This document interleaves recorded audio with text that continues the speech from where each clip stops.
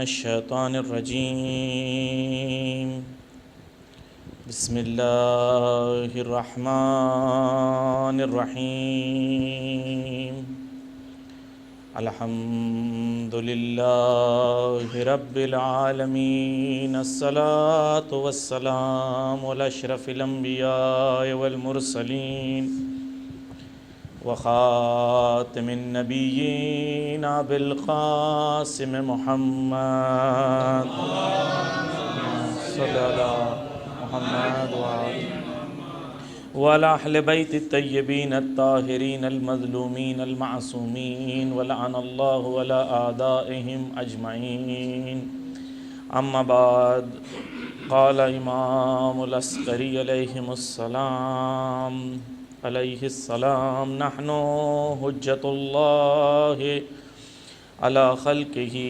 وجدتنا فاطمۃ حجت اللہ علینا صلوات پڑھیں محمد وآل محمد۔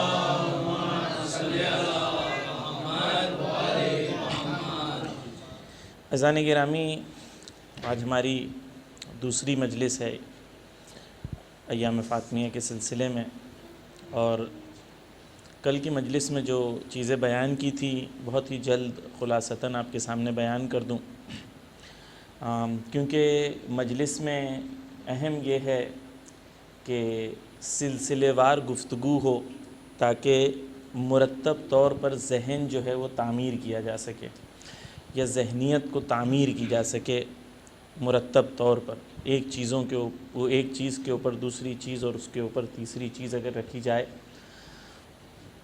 بہت بار ایسا ہوتا ہے کہ بہت ساری چیزیں اگر انڈیل دی جائیں تو اس سے کوئی چیز نہیں بنتی، لیکن کم چیز ہو، مرتب ہو اور ہر چیز اپنی جگہ پر رکھ دی جائے تو اس سے کوئی نہ کوئی چیز بن جاتی ہے۔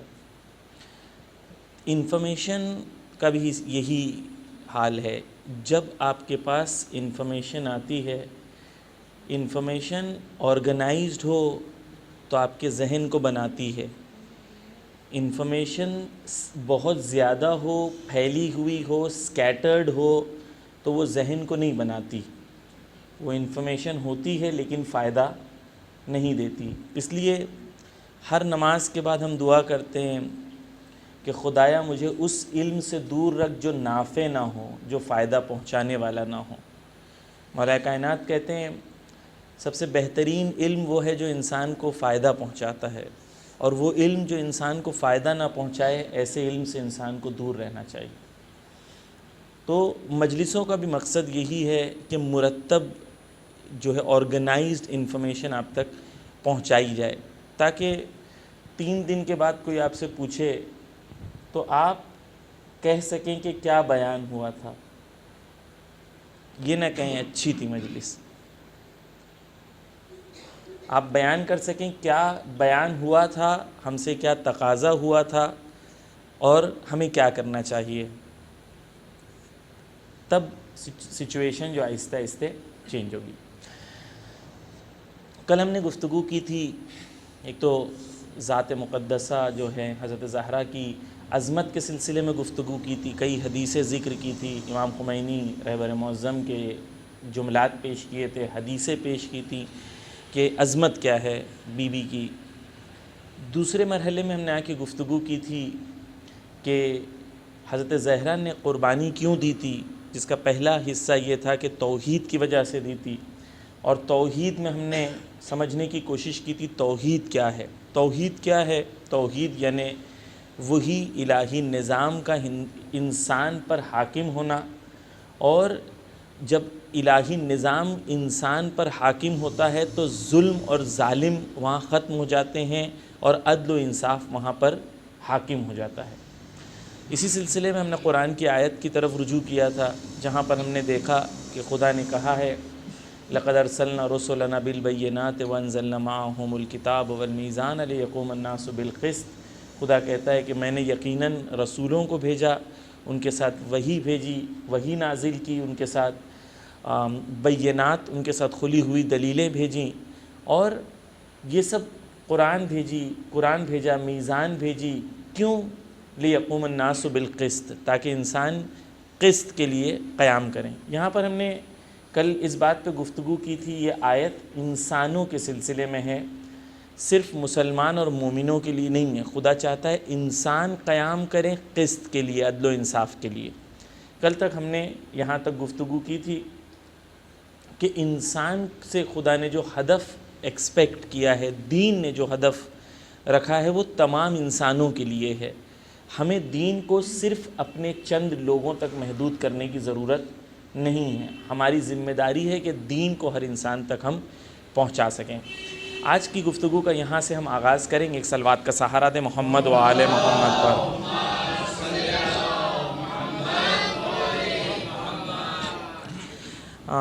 بالکل جیسے ہم نے کل گفتگو کی تھی اسی طریقے سے ہم اپنی گفتگو کو 3 حصوں میں ہم انشاءاللہ بیان کریں گے۔ ایک حصہ، پہلا حصہ گفتگو کا ہمارا ہوگا کہ ہم بی بی کی ذات کے سلسلے میں اپنے قلبوں کو ان کی یاد سے منور کریں۔ دوسرا حصہ ان کے اہداف کی طرف ہم بڑھیں، اور تیسرا حصہ جو ہے مصائب کی طرف، تاکہ ہم مصائب کے سے اپنے قلبوں کو منور کر سکیں۔ تو یہ 3 حصے ہیں جو ہماری گفتگو کے ہیں، آپ کے ذہنوں میں یہ کلیئر ہوں۔ حضرت فاطمہ الزہرا کا جو نام ہے وہ فاطمہ ہے۔ اس کے علاوہ جو ہم ان کو پکارتے ہیں سیدہ، صدیقہ، طاہرہ، یہ سب ان کے لقب ہیں، یہ سب ان کے القاب ہیں جو انہیں دیے گئے ہیں۔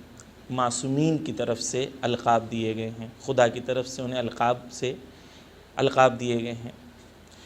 2 القاب کے سلسلے میں بہت ہی مختصر آپ کے ساتھ سامنے کچھ چیزیں پیش کرنی ہیں، پھر ہم لوگ اپنی اصل ان مقصد قربانی کی طرف پلٹ کر آئیں گے۔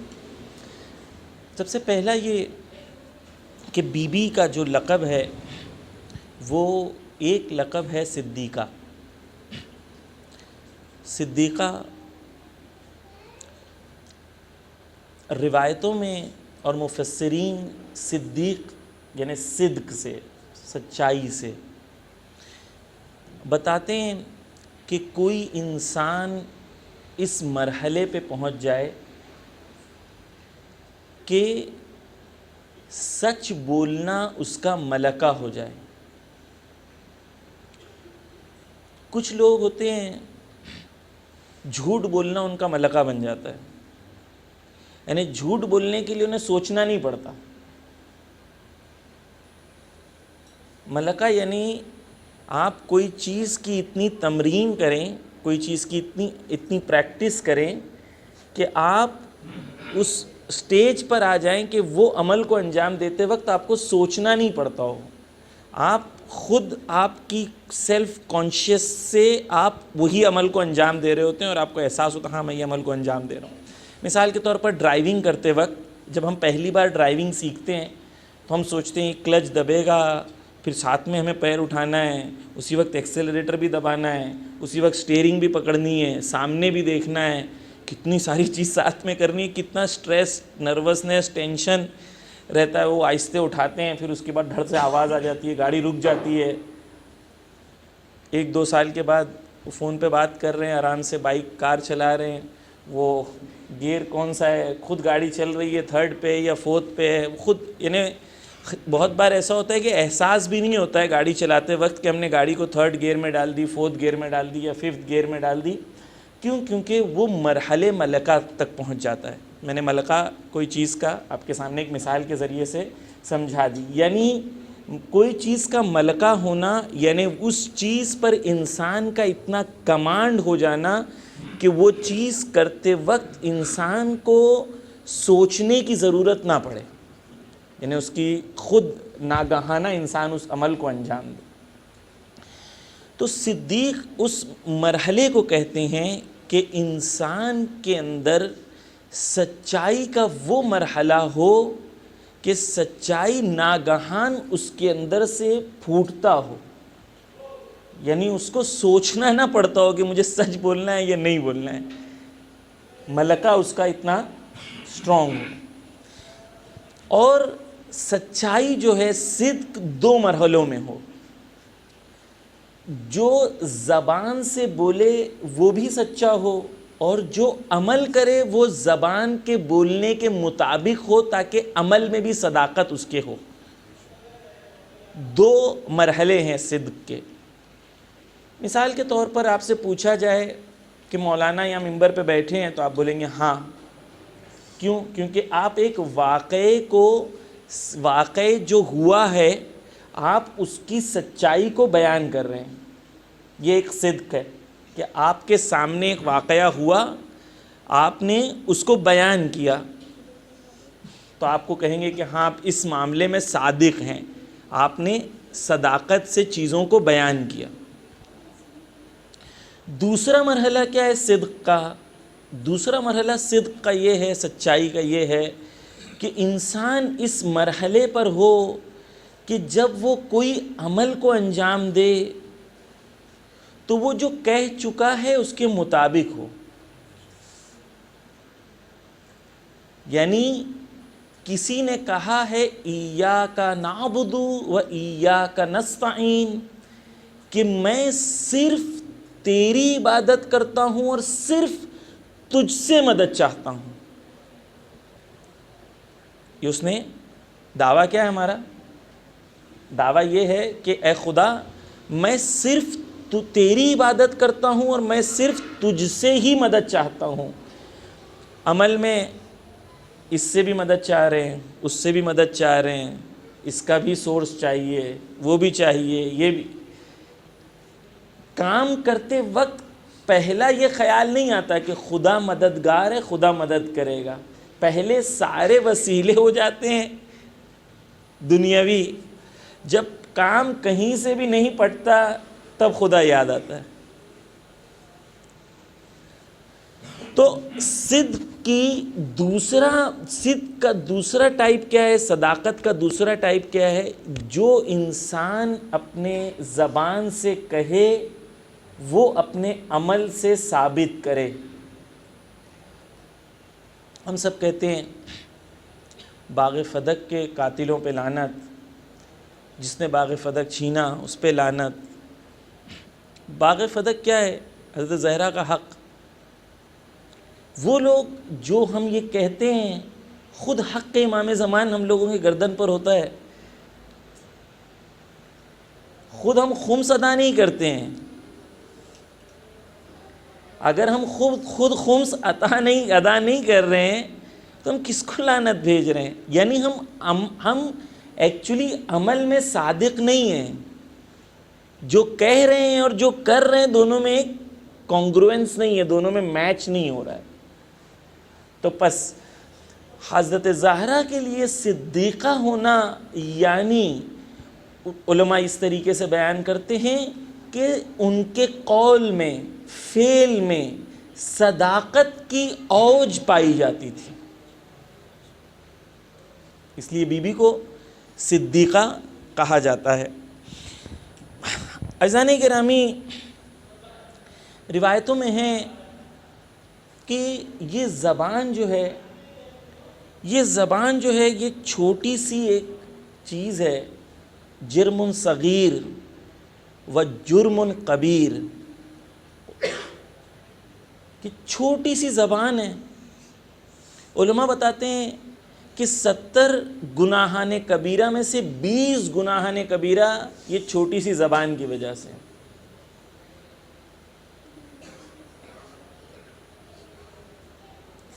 یہ ایک زبان کو انسان اگر کنٹرول کر لے تو 20 گناہان کبیرہ کو انسان کنٹرول کر سکتا ہے. صرف ایک چھوٹی سی زبان کو انسان کنٹرول کر لیتا.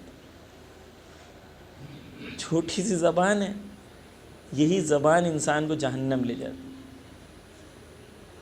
ایک شخص، خیر وہ واقعے کو بعد میں انشاءاللہ بیان کروں گا. علامہ طباطبائی کے سلسلے میں ہے کہ علامہ طباطبائی کے پاس ایک شخص آتا ہے، پوچھتا ہے کچھ مجھے نصیحت کریں. تو انہوں نے کہا خاموش رہا کرو. بہت بار ہمارے پرابلمس یہ ہیں کہ ہم بولتے بہت ہیں، زبردستی بولتے ہیں، جہاں نہیں ضرورت ہے وہاں بھی بولتے ہیں.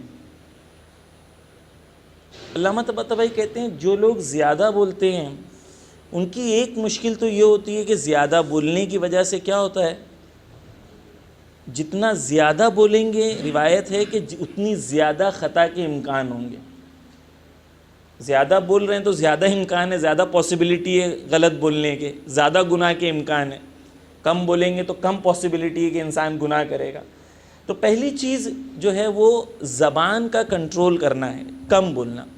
دوسری چیز علامہ طباطبائی بیان کرتے ہیں کہ جب انسان زیادہ بولتا ہے تو اس کا ذہن جو ہے زیادہ مشغول ہوتا ہے. آیت اللہ بہجت سے کسی نے پوچھا کہ نماز میں توجہ کے لیے کیا کریں, تو انہوں نے ایک چیز, اور بھی چیزیں ہیں, انہوں نے ایک چیز بتائی کہ خاموش رہنا سیکھو. علماء کہتے ہیں کہ ایک دن شروع کریں انسان کہ آج کے دن میں اس چھوٹے سے جسم کے حصے کو, جسے زبان کہتے ہیں, چھوٹا سا جو حصہ ہے, اسے میں کنٹرول کروں گا ایک دن. کہتے ہیں کہ دیکھو ایک دن کے بعد آپ کی روح پر کتنا پازیٹیو اثر اس کا ہوتا ہے, اور اگر آپ نے یہ 40 دن تک کر دیا تو آپ کے اندر ایک اتنا پازیٹیو نورانی اثر آپ اپنی زندگی میں دیکھیں گے جس کو آپ تصور نہیں کر سکتے. بہت بار ایسا ہوتا ہے کہ ہم دین کی بڑی بڑی باتیں کرتے ہیں لیکن چھوٹی چھوٹی چیزوں پہ عمل نہیں کر پاتے ہیں. یہی یعنی سچ بولنا, جھوٹ نہ بولنا.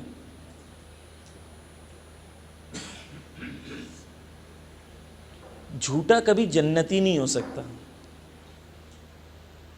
جھوٹا کبھی دیندار نہیں ہو سکتا.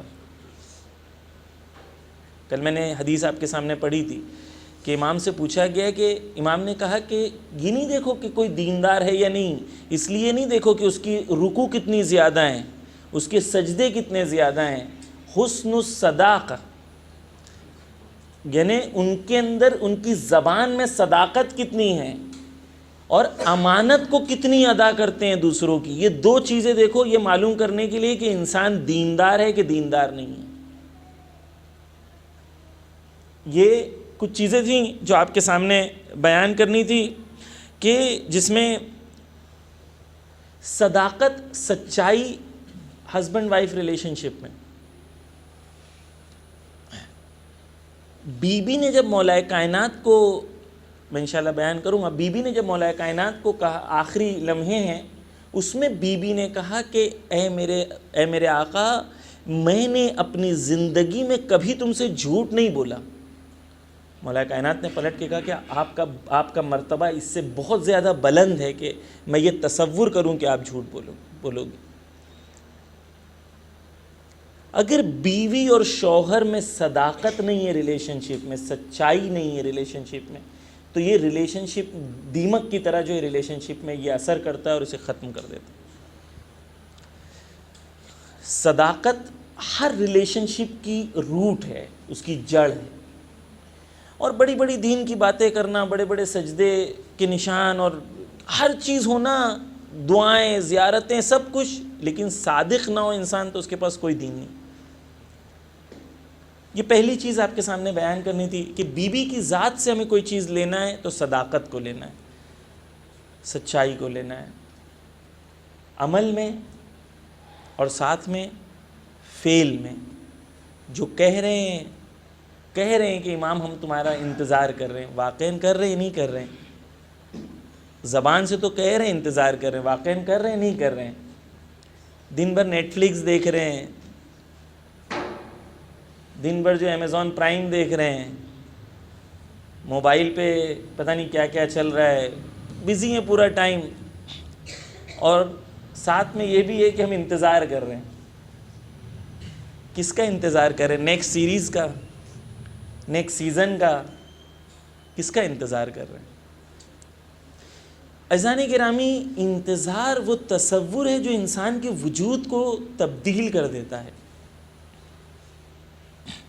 میں ایک واقعہ پیش کرتا ہوں آپ کو کہ کچھ لوگ جو ہیں امام زمانہ سے کیسے ان کے رشتے ہوتے ہیں, اور وہ ہمارے زمانے میں ہمارے جیسے لوگ ہیں. ایسا نہیں کہ بہت پرانے زمانے کے اور بہت بڑے علماء, نہیں. مہدی رسولی ایک وہ ہے, نوحہ خان ہے, تسبیحات حضرت زہرا ایک فارسی نوحہ ہے, بہت مشہور نوحہ ہے, شاید آپ لوگوں سے اکثر لوگوں نے سنا ہوگا ان کا. ہم ان سے ایک بار مل کے بھی آئے ہیں, ملاقات بھی ہوئی تھی.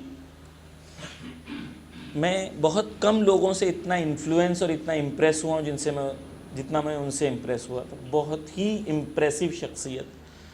انجینئر ہیں، خود انجینئرنگ پڑھی ہوئی ہے، ماسٹرز ان اسلامک اسٹڈیز کی ہوئی ہے، انجمن چلاتے ہیں. انشاءاللہ کبھی زندگی رہی تو ان کے بارے میں بیان کروں گا. انجمن چلاتے ہیں، شاید میرے خیال سے 32 یا 33 سال کے ہیں. جو واقعہ بیان کرنا ہے ان کے بارے میں وہ یہ ہے. ان کا ایک انٹرویو ہے. انہوں نے کہا شادی کے وقت میں اپنی وائف کے پرپوزل کے لیے گیا تھا، خواستگاری کے لیے فارسی میں کہتے ہیں. میری وائف نے مجھ سے پوچھا کیا کرتے ہیں آپ؟ تو انہوں نے کہا میں مداح ہوں، میں نوحہ خان ہوں. آپ کو پتہ ہے وہ نوحہ خان ایسے ہیں جو پیسہ نہیں لیتے. بہت سارے ایسے ہیں کہ اپنے پی اے کا نمبر دیتے ہیں اور ڈالرز میں پہلے سودے ہوتے ہیں، پھر اس کے بعد نوحے کی بات ہوتی ہے. انفارچونیٹ یہ ریالٹی ہے. مہدی رسولی اپنی وائف سے ملنے جاتے ہیں شادی کے لیے، اور جب جاتے ہیں اپنی وائف سے شادی کے لیے تو ان کی وائف کہتی ہے کیا کرتے ہو آپ؟ تو انہوں نے کہا میں مداحی کرتا ہوں، میں نوحہ خان ہوں، میں نوحہ خان ہوں. میں آپ کو یہ یقین دلا سکتا ہوں کہ میں محنت کروں گا اور آپ کی ہر خواہش کو پورا کرنے کی کوشش کروں گا، لیکن کیونکہ میں حلال روزی کماؤں گا اور میرے پاس بھی اس وقت وسائل نہیں ہیں تو ہو سکتا ہے کوئی دن مجھے بھوکا رہنا پڑے. توجہ کا چاہوں گا ذرا. مطلب کہتے ہیں کہ ہو سکتا ہے کوئی دن میں بھوکا رہوں، لیکن جس دن میں بھوکا ہوں نا مجھے یہ یقین ہے کہ میرے وقت کا امام بھی اس وقت بھوکا ہوگا. کیوں؟ کیونکہ میں ان کا غلام ہوں اور مجھے یہ یقین ہے اس بات کا کہ میرا مولا ایسا نہیں ہے کہ اپنے غلام کو بھوکا سلائے اور خود پیٹ بھر کے سوئے. یہ عقیدہ دیکھیں امام زمانہ پر. ایسے لوگ شہید ہوتے ہیں. ہم نے ایک خیال بنایا امام زمانہ کا. یہ لوگ امام کے ساتھ زندگی بسر کرتے ہیں. عزیزان محترم، ان کا عقیدہ امام زمانہ پر. امریکہ سے کیسے لڑ لیتے ہیں یہ لوگ؟ کیوں لڑتے؟ ایک ان کا وہ ہے سپاہی ہے، وہ کہتا ہے امریکہ بے وقوف ہے ہم سے لڑتا ہے. امریکہ بے وقوف ہے ہم سے لڑتا ہے، ہمارے ساتھ امام زمانہ ہے، ہم سے کون جیت سکتا ہے؟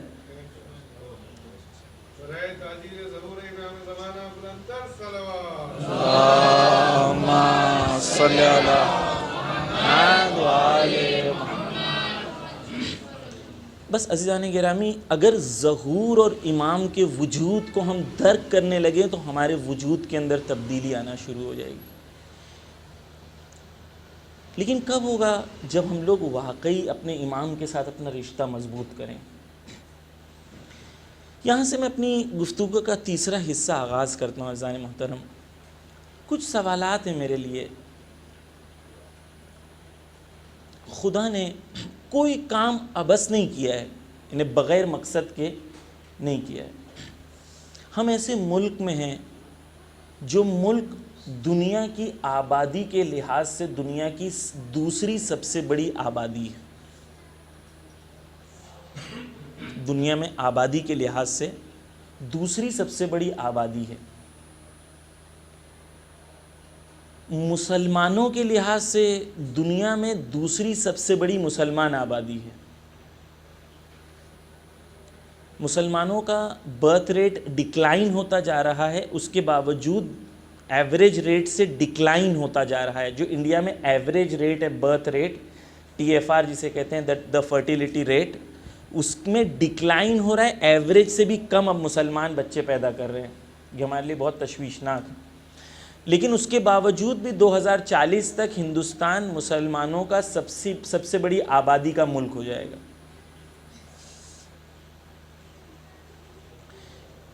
ایسے ملک میں ظہور کے لیے کن چیزوں کو فراہم کرنا ہماری ذمہ داری ہے؟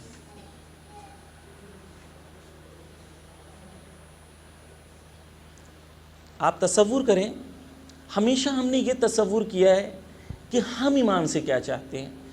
کبھی ہم ریورس کر کے دیکھیں کہ امام غیبت میں بیٹھے ہوئے ہیں، وہ ہمارے منتظر ہیں. شیعوں کی دوسری سب سے بڑی آبادی، اتنی بڑی شیعوں کی آبادی، اتنی بڑی مسلمانوں کی آبادی، اتنی بڑی انسانوں کی آبادی، ان لوگوں سے امام کی کیا توقع ہے؟ امام ہم سے کیا توقع رکھتے ہیں؟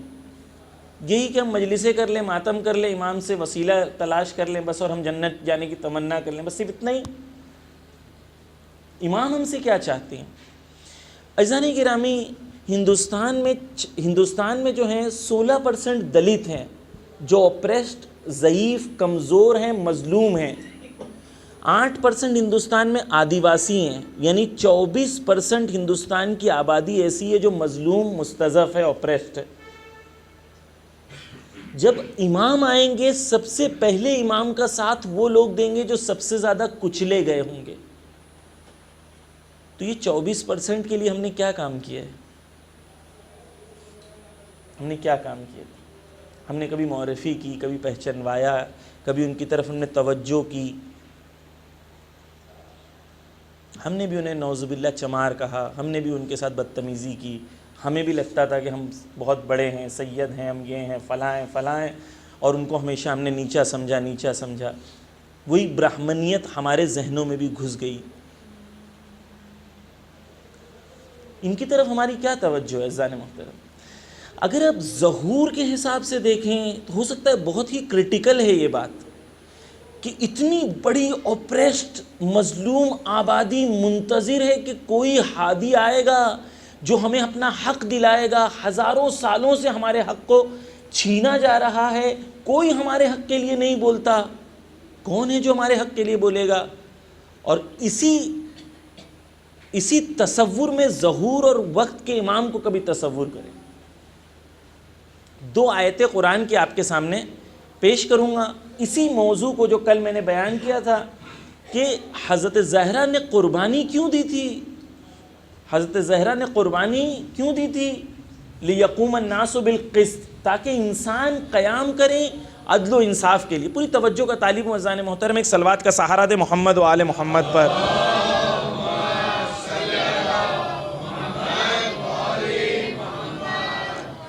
ایک بار پھر سے صلوات پڑھے محمد و آل محمد.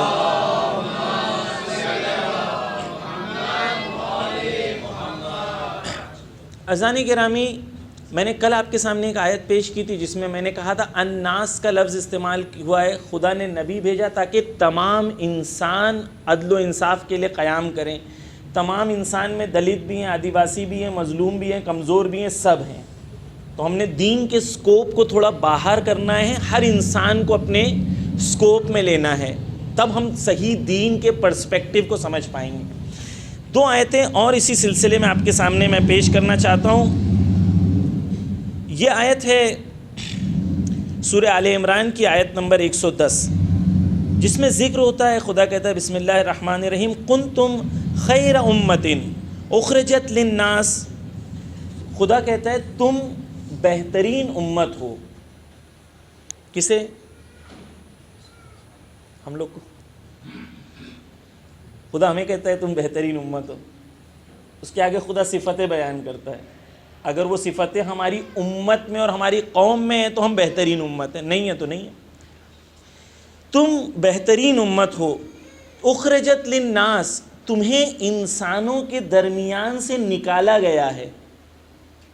الناس کا لفظ استعمال کیا ہے دوبارہ اس آیت میں، تمام انسانوں کی بات ہو رہی ہے. تمہیں انسانوں کے درمیان سے نکالا گیا. ایک صلوات پڑھے محمد و آل محمد پر.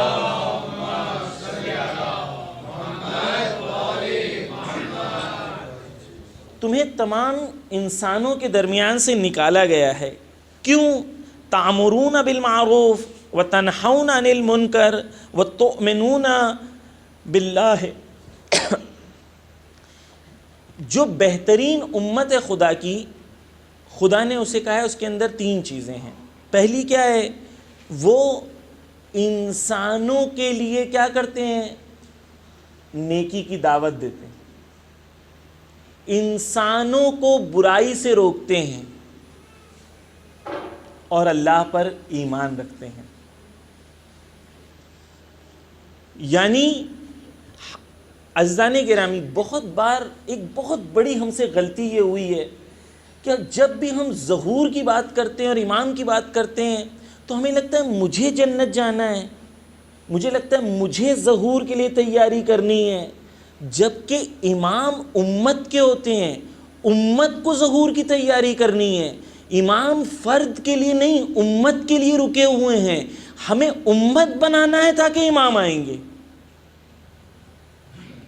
ہماری توجہ فرد پہ رہتی ہے، انڈیویجولز پہ رہتی ہے.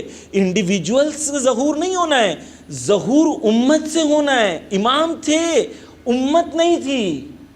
آقا کراتی کہتے ہیں کہ خدا نے 11 نور بھیجے. مثال دیتے ہیں بلب تھا 11، بلب تھا، کام نور دینا تھا، روشنی دینا تھا، لوگوں کو ہدایت دینا تھا. ایک نے آ کے پھوڑ دیا. تمہیں کہا تھا بھائی روکو، پھوڑ رہے ہیں، تم نے کچھ نہیں کیا. دوسرا پھوڑ دیا، تیسرا پھوڑ دیا، 11 پھوڑ دیے. خدا نے 12ویں کو لے لیا، بولا پہلے انسان بن جاؤ، 12واں تب بھیجوں گا میں. تم اس لائق نہیں تھے کہ تم نور کی حفاظت کر سکو. نور کا کام حفاظت کرنا نہیں تھا، نور کا کام ہدایت دینا تھا، امت کا کام حفاظت کرنا تھا. لیکن امت نے حفاظت نہیں کی. عزیزان گرامی بات تلخ ہے لیکن سن لیں. قاسم شیخ زکزکی ہندوستان آئے اور چلے گئے. ہم ان کے لیے کچھ کر پائے؟ ان کا دفاع کر پائے؟ کیا کیا ہم نے ان کے لیے؟ یہ امام کی طرف سے سگنل تھا کہ تم ابھی تیار نہیں ہو. میں نے اپنے ایک سپاہی کو بھیجا، تم اسے 8 دن حفاظت سے رکھ نہیں پائے. تم ظہور کی بات کرتے ہو، کل ظہور ہوگا اور امام آئیں گے تو ہم ان کے لیے کیا کریں گے؟ کچھ نہیں. تو پہلی چیز عزیزان گرامی، ہمیں امت بننا ہے، امت یونائٹ ہونا ہے. ہم ابھی تک گرو میں ہیں، یہ کون ہیں؟ یہ وہ والے ہیں، یہ وہ والے ہیں، یہ وہ والے ہیں، یہ وہ والے ہیں، یہ وہ والے ہیں. ہو تم اتنے سے اور اس کے باوجود تم اتنے سارے وہ والے کر رہے ہو اور آپس میں اتنا بٹ رہے ہو. مولا علی کہتے ہیں جب تم یہ کرتے ہو تم میرے دلوں میں پیپ بھر دیتے ہو. کتنے سے ہیں ہم؟ 1% بھی نہیں ہے ہندوستان میں ہم، لیکن آپس میں اختلاف. خوب، پہلی چیز ہمیں عزیزان گرامی امت بننا ہے. خدا نے کہا کنتم خیر امتن، تم بہترین امت ہو. کیا کرو گے؟ امر بالمعروف نہی عن المنکر. انشاءاللہ کل زندگی رہی تو اسے ڈیٹیل میں بیان کروں گا. امر بالمعروف کسے کہتے ہیں، نہی عن المنکر کسے کہتے ہیں، امر بالمعروف اور نہی عن المنکر کے تقاضے کیا ہیں. انشاءاللہ کل زندگی رہی تو اس کو میں ڈیٹیل میں بیان کروں گا. لیکن 3 چیزیں یہاں پر بیان ہوئی ہیں. ایک اور آیت آپ کے سامنے پڑھ رہا ہوں تاکہ یہ آیتوں کے اندر ایک کلی ہمارے سامنے پکچر آ جائے کہ ہمیں کیا کرنا ہے ظہور کے لیے. دوسری آیت میں وَلْتَقُمْ مِنْكُمْ أُمَّةً يَدْعُونَ إِلَى الْخَيْرِ وَيَأْمُرُونَ بِالْمَعْرُوفِ وَيَنْهَوْنَ عَنِ الْمُنْكَرِ وَأُولَٰئِكَ هُمُ الْمُفْلِحُونَ. خدا کہتا ہے کہ یہ وہ قوم ہے جو مفلحون ہیں، جو کامیاب ہیں. کون سی وہ قوم ہے؟ کون سی قوم کامیاب قوم ہے؟ خدا کہتا ہے کہ تم کو وہ قوم ہے، وہ امت ہے. دوبارہ امت کی بات ہو رہی ہے، فلاح کی بات اور امت کی بات ہو رہی ہے. ہم نے اپنے ذہن سے یہ نکال دینا ہے کہ صرف مجھے جنت جانا ہے، صرف مجھے امام کے لیے تیاری کرنی ہے. ہمیں امت بنانی ہے عزیزان محترم. جب ہم یہ امت سازی کی طرف جائیں گے تو ہمارے تمام پرسپیکٹیو آف ظہور، انتظار، سب کچھ چینج ہو جائے گا. ہمیں امت بنانی ہے امام کے لیے. ایسی امت جو امام کا دفاع کر سکے، ایسی امت جو امام کے ساتھ کھڑے رہ سکے، ایسی امت جس کے اوپر امام بینک کر سکیں کہ بھائی یہاں پر ہماری ہندوستان میں یہ چھاونی ہے، یہ فوج ہے امام کی. اگر امام آئیں گے تو امام کانفیڈنس رکھ سکتے ہیں حزب اللہ کی طرح کہ یہاں پر میں آؤں گا تو مجھے کچھ نہیں ہوگا. آپ کو وہ بننا پڑے گا، ہم کو وہ بننا پڑے گا. اس آیت میں کیا ہے کہ وہ لوگ جو کامیاب ہیں وہ کیا کرتے ہیں؟ وہ لوگ ہیں جو لوگوں کو خیر کی طرف دعوت دیتے ہیں. اچھائی کی طرف دعوت دیتے ہیں، امر بالمعروف کرتے ہیں اور نہی عن المنکر کرتے ہیں۔ عزیزان گرامی، جو میں نے کل بیان کیا تھا کہ بی بی کی ذات نے جو یہ قربانیاں دی تھیں وہ بلند ہدف، بلند مقام کے لیے دی تھیں، جو کل آپ کے سامنے ذکر کیا تھا، وہ بلند مقام میں یہ تمام قرآنی آیتیں ہیں۔ کیوں؟ کیونکہ بی بی جب میدان میں گئیں، بی بی جب اس دربار میں گئیں تو بی بی نے کہا قرآن میں سب ہدایتیں موجود ہیں، کیوں تم قرآن کو ترک کر رہے ہو؟ پوری توجہ کا طالب عزیزان محترم، بی بی نے ان سے کیا کہا؟ کیوں تم قرآن کو ترک کر رہے ہو؟ کیا یہ سوال بی بی ہم سے نہیں کریں گی؟ دن میں ہم کتنا دیر قرآن پڑھتے ہیں؟ بی بی کہتی ہیں کہ دنیا میں مجھے 3 چیزیں سب سے زیادہ پسند ہیں۔ ایک، تلاوت القرآن، 2، زیارت رسول خدا، 3، صدقہ دینا۔ یہ بی بی کہہ رہی ہیں دنیا میں مجھے 3 چیزیں سب سے زیادہ پسند ہیں، جس میں سے پہلی وہ کہہ رہی ہیں تلاوت القرآن۔ بی بی کفار کی طرف، وہ لوگ جو بی بی کے مقابلے میں آئے تھے، ان کو دیکھ کے بی بی کہہ رہی ہیں تم نے قرآن کو کیوں ترک کیا ہے؟ کل بی بی ہم سے نہیں کہیں گی تم نے قرآن کیوں ترک کیا ہے؟ کتنا قرآن پڑھتے ہیں ہم لوگ، قرآن سے کتنی ہدایت لیتے ہیں عزیزان محترم۔ میں نے کل کچھ جوان بیٹھے تھے، دوست لوگ بیٹھے تھے، میں نے کہا کہ ہم یہ نہیں آپ سے ایکسپیکٹ کرتے کہ آپ کی ایک بزی لائف ہے، بزنس ہے، جاب ہے، کریئر ہے، تو آپ 1 گھنٹہ پڑھیں، نہیں، آپ ہر روز مثال کے طور پر پروجیکٹس ہیں 7 minutes with Quran, 10 minutes with Quran, مرتب آپ ہر روز 7 منٹ قرآن سنیں تو 310 دن میں آپ پوری قرآن کی تلاوت اور پورے قرآن کا ترجمہ آپ ختم کر دیں گے۔ آپ ہر روز 10 منٹ قرآن سنیں تو 5 سال میں پوری قرآن کی تفسیر آپ ختم کر دیں گے۔ چھوٹے چھوٹے میں، ہم نہیں کہہ رہے ہیں کہ آپ ایک دن تارک مہتا کا الٹا چشمہ نہیں دیکھنا، زیادہ سے زیادہ کیا ہوگا، کچھ ایپیسوڈ آپ کے جو ہیں ختم ہو جائیں گے۔ آپ دیکھیں ہمارے ذہنوں کو کس طریقے سے درگیر کیا گیا ہے عزیزان محترم۔ تارک مہتا کا الٹا چشمہ ایک نیو انڈیا کا تصور ہے، پوری توجہ رکھیں عزیزان محترم۔ یہ جو بنائے جاتے ہیں اس کے اندر بہت دقت اور ظرافتیں ہوتی ہیں، آپ اس کے اندر غور کریں کہ اس میں وہ جو کالونی ہے اس کالونی میں کوئی مسلمان نہیں ہے۔ کیوں؟ کیونکہ نیو انڈیا میں مسلمان آؤٹ سائیڈرز ہیں، وہ باہر رہیں گے، ان کا کام پنچر بنانا ہے، ان کا کام دکان کھولنا ہے، اور وہی دیکھ کے ہم خوش ہوتے ہیں۔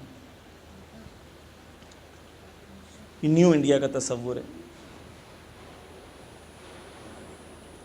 ایکسٹرا میریٹل افیئرس پروموٹ کیے جاتے ہیں، دوسرے کی بیوی کو کوئی چھیڑ رہا ہے اس کے شوہر کے سامنے، اور ہمیں ہنسی آتی ہے اس بات پر۔ ہمارے بچوں کو بچپن سے سکھایا جا رہا ہے کہ دوسرے کی بیویوں کو چھیڑنا از سم تھنگ وچ از فنی بات ہے، دوسرے کی بیوی کو چھیڑنا۔ عزیزان گرامی، میڈیا میں جو کچھ بھی ہوتا ہے نا وہ ہدف مند ہوتا ہے، کبھی یہ نہیں سوچنا ہے کہ جو چیز آپ کو دی جا رہی ہے۔ کہتے ہیں میڈیا میں if something is free then you are the product۔ کوئی بھی چیز اگر آپ کو فری دی جا رہی ہے تو آپ کے ذہن کو پروڈکٹ بنا کے اس کے اوپر حاکمیت حاصل کری جا رہی ہے، وگرنہ nothing is free in life. عزیزان گرامی، بھرے پڑے ہیں ایسے مثالیں جس میں کس طریقے سے میڈیا کے ذریعے سے نئی نسل کی تربیت کی جا رہی ہے، اور ہماری نسل بھی وہی چیزیں دیکھ رہی ہیں۔ بات نکل چلیے تو بیان کر دوں، سپرمین نئے آئے ہیں، سپرمین، گوگل کریں آپ، وہ سپرمین کی گرل فرینڈ نہیں ہے، سپرمین کے بوائے فرینڈ ہیں جو نیا سپرمین آیا ہے۔ اب نئے سانگز جو بن رہے ہیں بچوں کے، اس میں 2 فادرز اور 2 مدرز آ رہی ہیں سانگز میں۔ وہ لوگ اپنی ذہنیت کے حساب سے، اپنی آئیڈیالوجی کے حساب سے میڈیا پر کام کر رہے ہیں، ہم میدان کے باہر کھڑے رہ کے تالیاں بجا رہے ہیں، ہمیں میدان میں داخل ہو کے مقابلہ کرنا پڑے گا۔ جب تک ہم میڈیا میں ان کا مقابلہ نہیں کریں گے، دو طریقے ہیں۔ کورونا وائرس پھیلا تو آپ کے پاس دو طریقے تھے، ایک یہ کہ آپ گھر میں رہیں، گھر سے باہر ہی نہ نکلیں، لیکن یہ پاسبل نہیں، کب تک آپ گھر میں رہیں گے۔ ایک یہ کہ آپ میڈیا دیکھنا بند کر دیں، یہ کب تک کریں گے آپ؟ کتنے لوگ کر پائیں گے؟ نہیں کر پائیں گے۔ دوسرا یہ ہے کہ آپ اینٹی وائرس لگائیں، آپ ویکسینز لگائیں اور میدان میں آئیں، اس وائرس کا مقابلہ کریں۔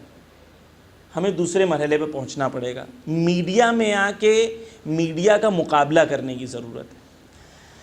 عزیزان گرامی، ہندوستان میں، خصوصاً ہندوستان میں ہم سے شیعوں سے تقاضے بہت زیادہ ہیں۔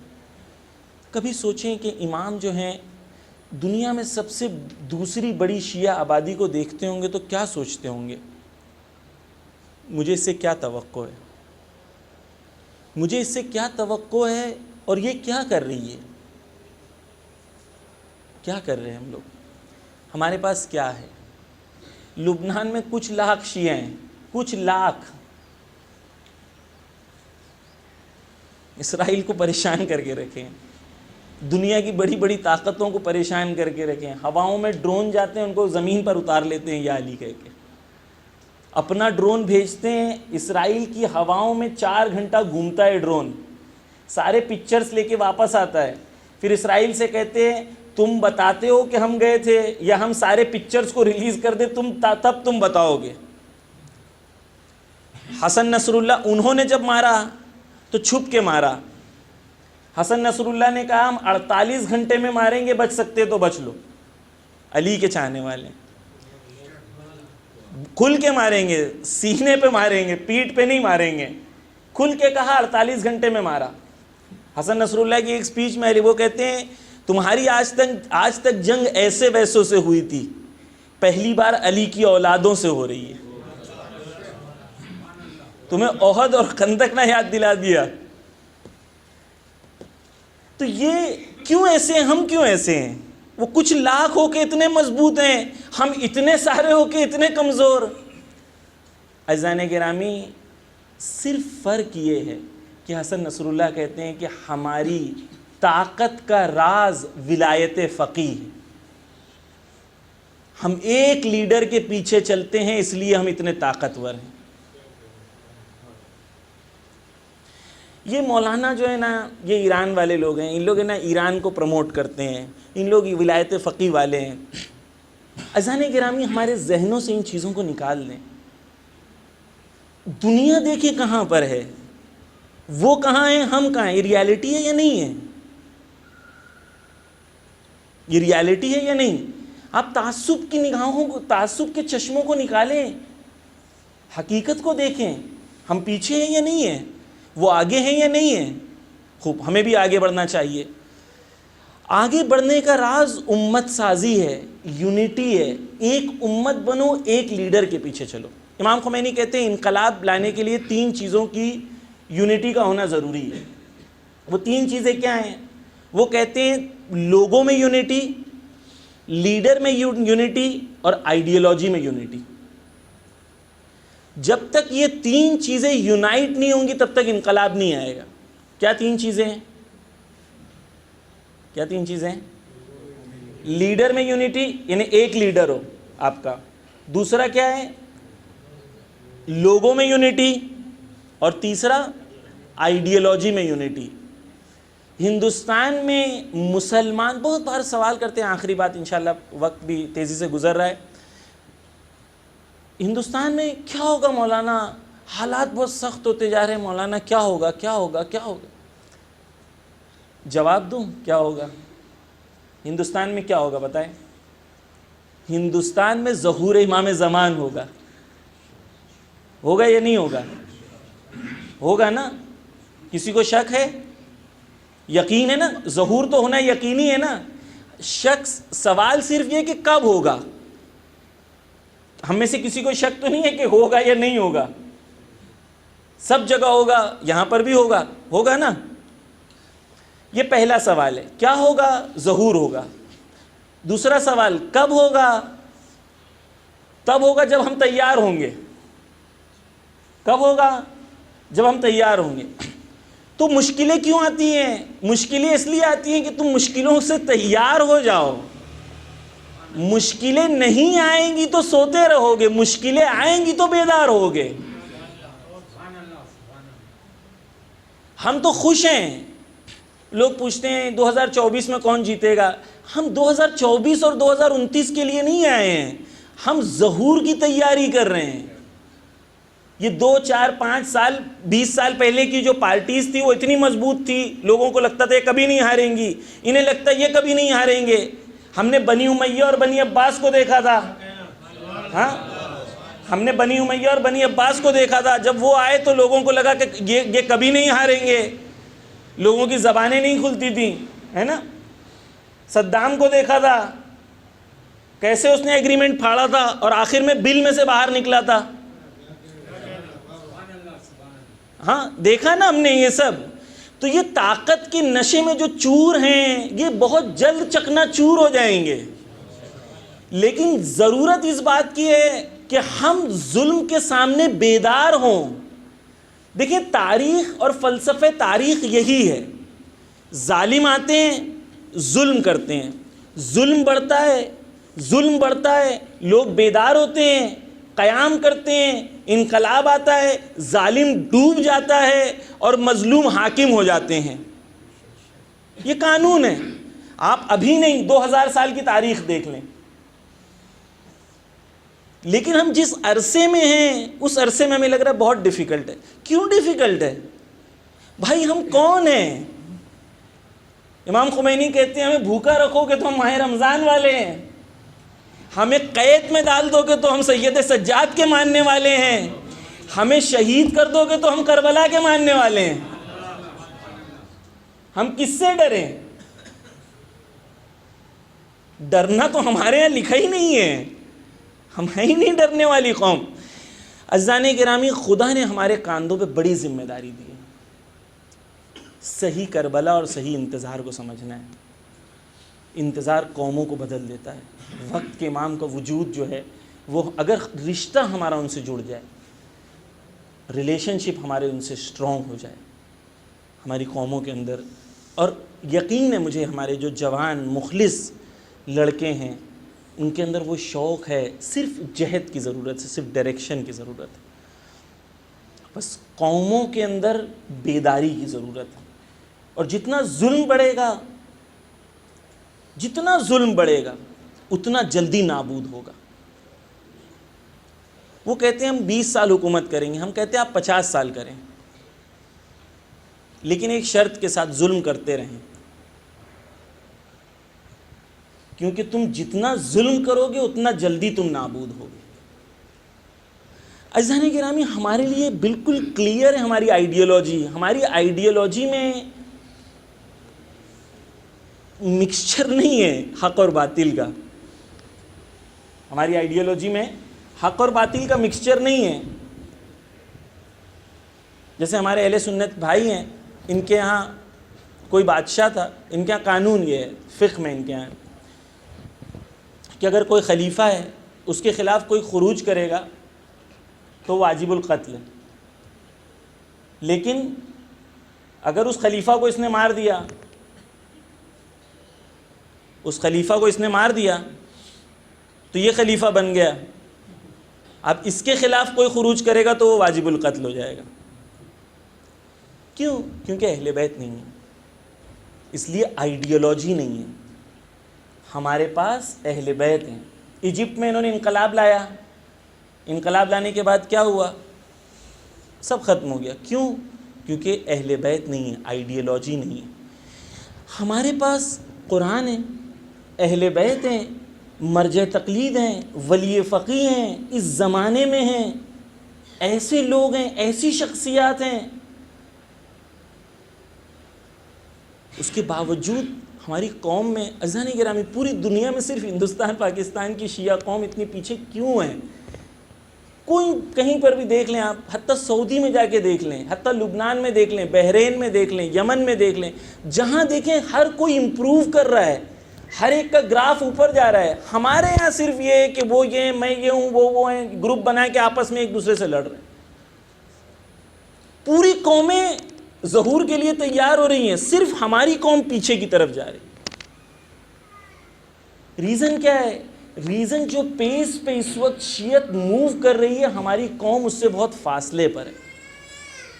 شیعت بہت تیزی سے اس وقت بہت تیزی سے موو کر رہی ہے. عزیزان محترم, آپ تصور کر رہے تھے یمن میں حضرت فاطمہ زہرا کے لیے پتہ نہیں کتنے لاکھوں کا جلوس نکلے گا.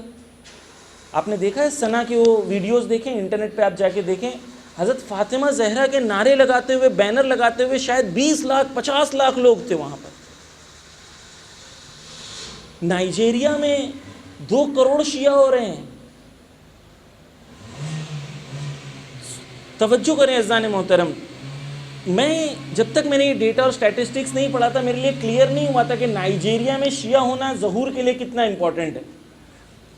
جو سروے ہوا ہے وہ سروے کے مطابق 2100 میں دنیا میں جو آبادی ہوگی اس میں تیسری یا چوتھی سب سے بڑی آبادی نائجیریا ہوگی.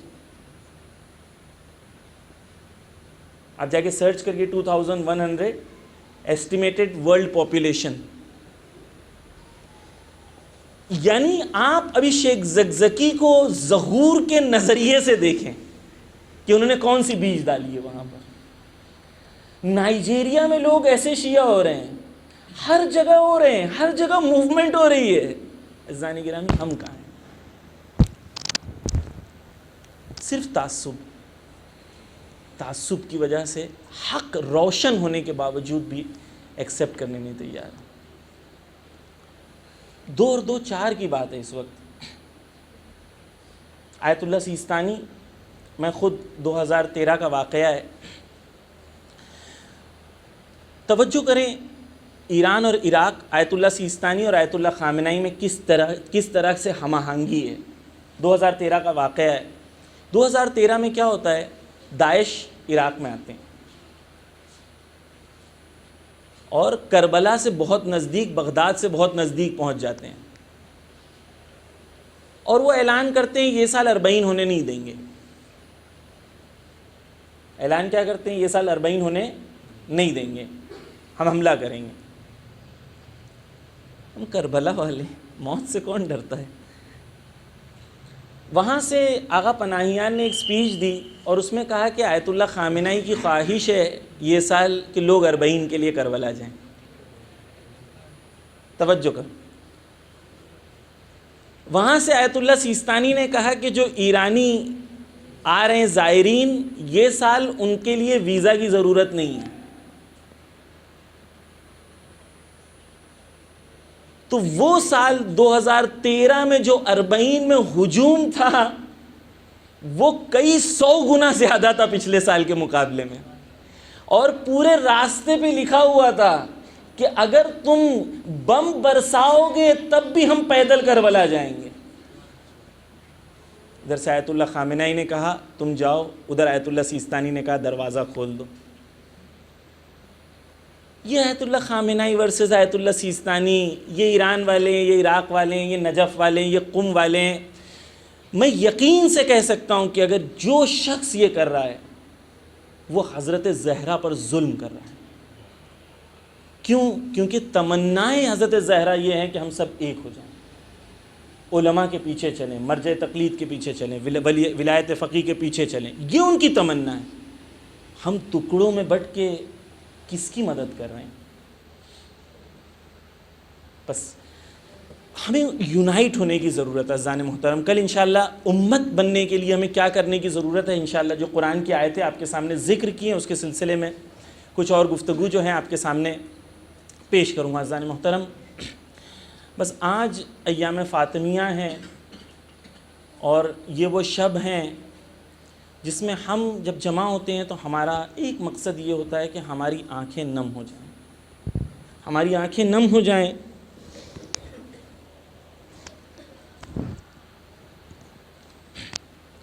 اور بیوی کو ہم جو ہیں بیوی کا پرسہ جو وقت کے امام کو دے سکیں. یہ ہماری خواہش ہوتی ہے۔ ایک شخص تھا عزیزان محترم، اس کی بیٹی ہوئی تھی۔ وہ امام کے پاس آتا ہے اور امام سے کہتا ہے کہ میری ایک بیٹی ہوئی ہے۔ امام نے کہا اچھا، اس کا کیا نام رکھا ہے؟ تو وہ کہتا ہے میں نے اپنی بیٹی کا نام فاطمہ رکھا ہوں۔ امام سر کو جھکا لیتے ہیں، گریہ کرتے ہیں، کہتے ہیں یا فاطمہ یا فاطمہ یا فاطمہ۔ اپنی اماں کو یاد کرتے ہیں اور اس صحابی سے کہتے ہیں کبھی اپنی بچی کو مارنا نہیں کیونکہ اس کا نام فاطمہ رکھا۔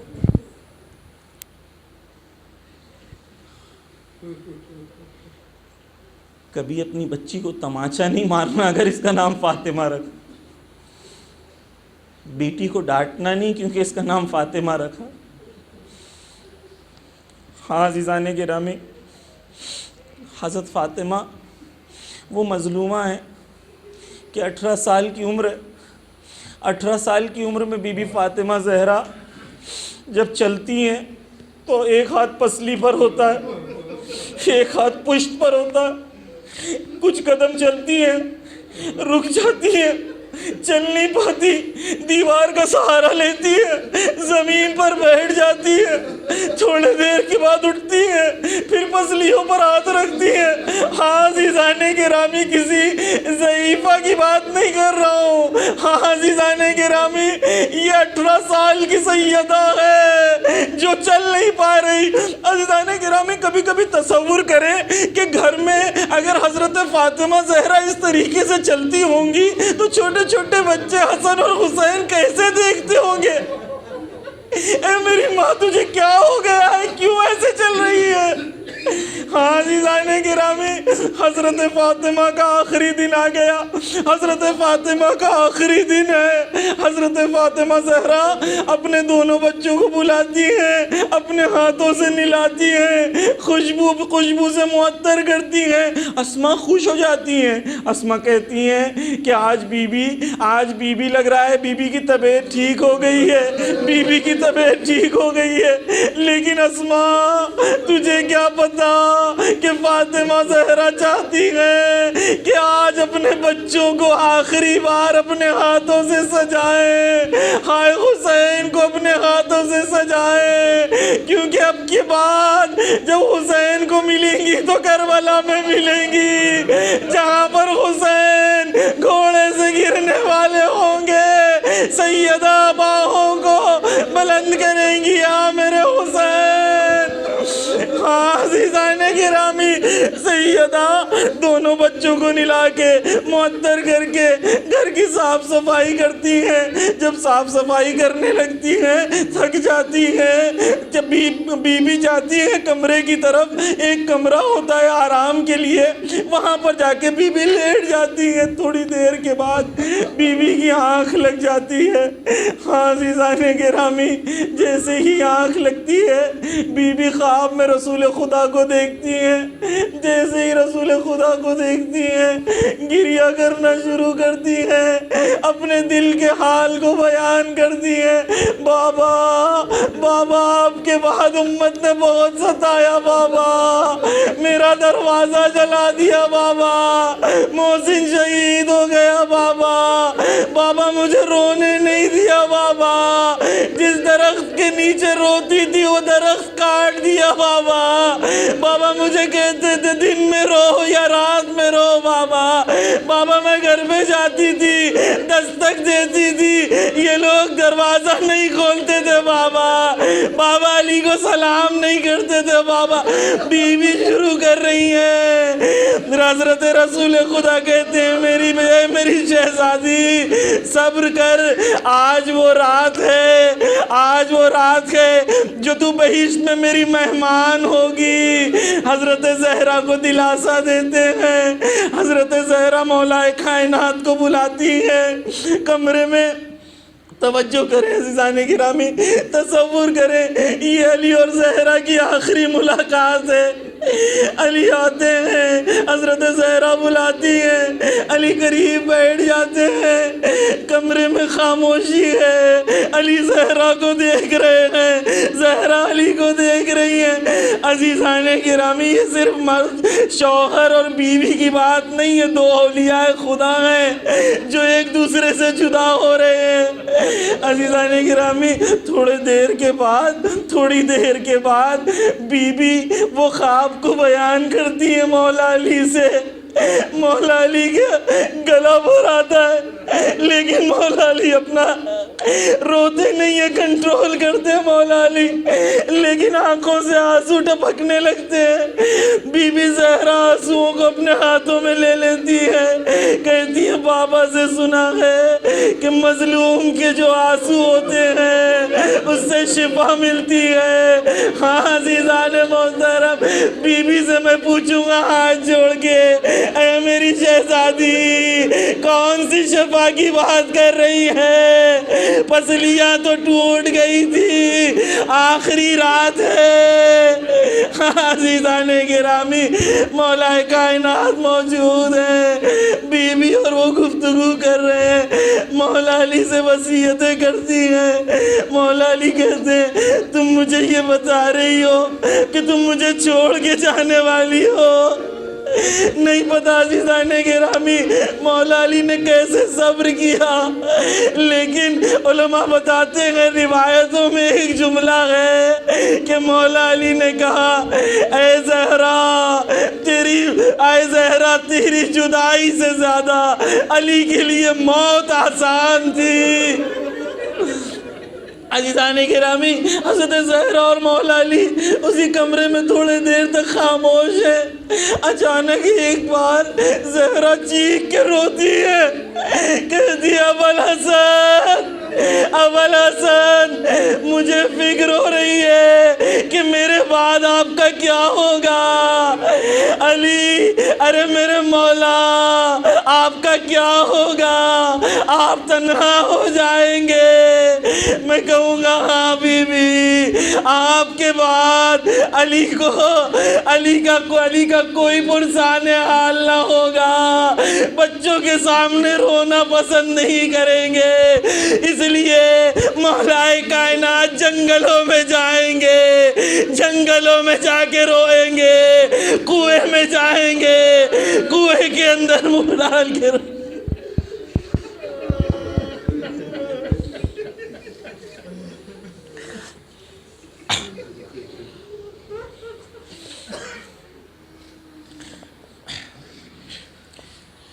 لعنت اللہ علی القوم الظالمین۔ یا اللہ، حضرت زہرا کے قاتلوں پر بے شمار لعنت ہو۔